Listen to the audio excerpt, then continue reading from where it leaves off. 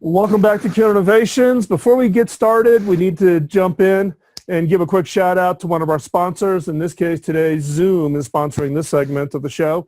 Zoom has been a longtime sponsor here of Killer Innovations. They provide the video collaboration technologies that we use with our guests, but it's also something we use with our own teams. And in my day job as a CEO, and I have teams scattered out all over the world, being able to keep that team together, working better together no matter where they're at. I've used Zoom for my work in Rwanda, Africa, when I was in Sydney recently, New Zealand, Auckland, New Zealand. My regular trips to Beijing or Tokyo.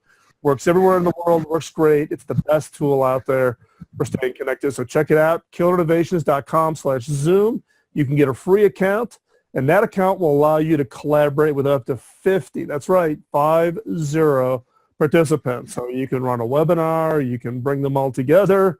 You can bring your family together, maybe a better option than family reunions, which I just experienced, which is a whole different story. So check it out, killerinnovations.com/Zoom, and get your free account. So Kelly, let's pick up our conversation. We were talking about Second City Works and what you do with the corporate world with regards to that training, but how does this play into your work that you're doing over at the University of Chicago Booth School with regards to the behavioral science around improv? Is that tied in? Is this kind of the insight that you're getting from the works kind of leading to really kind of digging into why it works? Exactly. So this is a really cool story. You guys might have heard about 2 years ago, the Second City office complex caught on fire. And it was a really bad fire. They saved the theaters, but most of our offices were completely destroyed. And at this point, this is when I was switching over from running all of Second City and all our theaters to doing more of the work in the corporate sector and innovating new stuff. So I'm like stuck in this terrible temporary office with like 6 other people. And we have this theory in our work that a lot of creativity comes out of discomfort. So a lot of improvisation is really making you comfortable being uncomfortable. And I was very uncomfortable at this point and looking for a new project. And I had been reading books on negotiation skill. And a lot of them mention the importance of improvisation when you're negotiating, but none of them went deeper. So I did a Google search for academics in Chicago teaching negotiation. Found a bunch, took a bunch of meetings, one of which was at the University of Chicago with a fellow named Eugene Caruso. He invited his wife, Heather, who runs the Center for Decision Research at Chicago Booth. She's a behavioral scientist. And as I'm giving my rap on improv, right, I'm talking about all the power of improv, they're smiling back at me. And Heather says to me, Kelly, we have decades and decades of research that show that people make bad choices for themselves, just on everyday decisions. You have a practice and an art form that allows people to make different and better choices. Those two things have never been put together.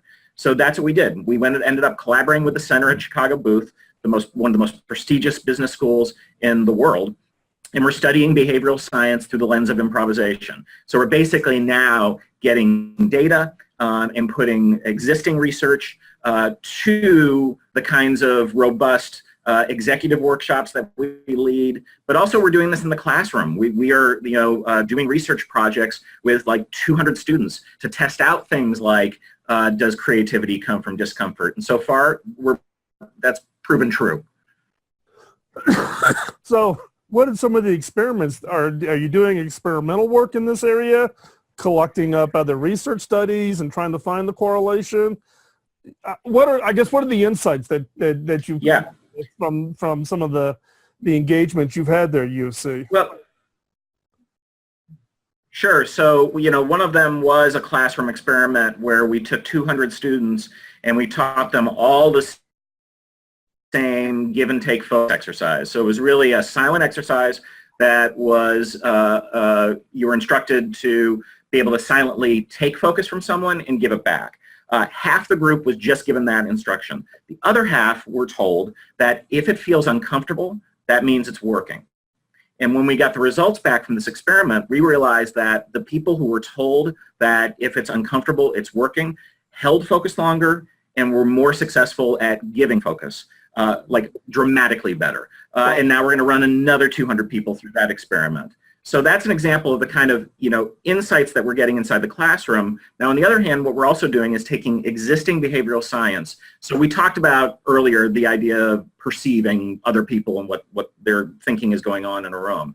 There's a piece of science called self-verification theory, which was new to us. I didn't know about it. And really what this science says is that most people don't necessarily want to be seen as their best selves, their most attractive, their smartest, which is kind of what I thought.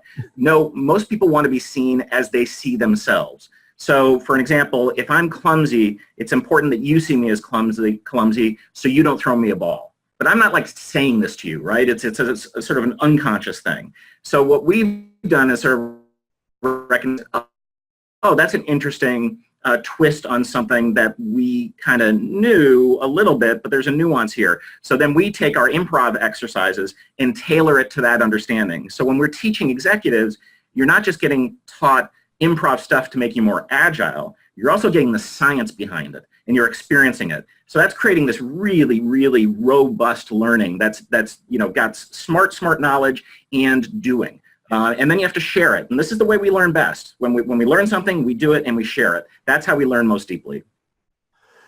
It's interesting because in the case of you telling, half the students that if they're uncomfortable that it's working, it's almost like this permission thing, right? You have permission to be uncomfortable versus if I'm uncomfortable, that means something's wrong. So therefore I need to do something to no longer be. Exactly. Yeah, you nailed it. And this is important because I was just saying to a colleague this morning that I host a podcast myself and I interview all these people who write business books and all these academics, and the same thing comes up over and over and over again, which is we are our worst enemy.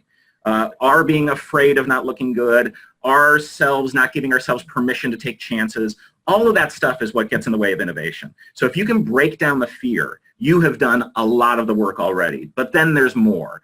And this idea of giving yourself permission to feel awkward and uncomfortable, to recognize that you're going to fail the bulk of the time, not just like some of the time. Most of us are failing all the time. I always use this analogy, right? If it's a baseball context, right? If you are a 300 hitter, you are doing great and you're failing 70% of the time. Exactly. And it's it's what we tell in the innovation game in Silicon Valley that you are top of your class if you get 1 out of 10. You're right into the marketplace. You're beating everybody else in the marketplace by a significant percentage.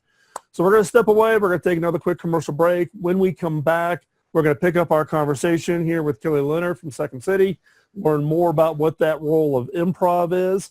And I've asked Kelly to kind of prepare for that last segment where he's going to share a couple of things that you can actually apply today in your day-to-day work in improving your own ability to be more creative, more confident, and more willing to take risks. So don't go anywhere. We'll be right back after this quick commercial break.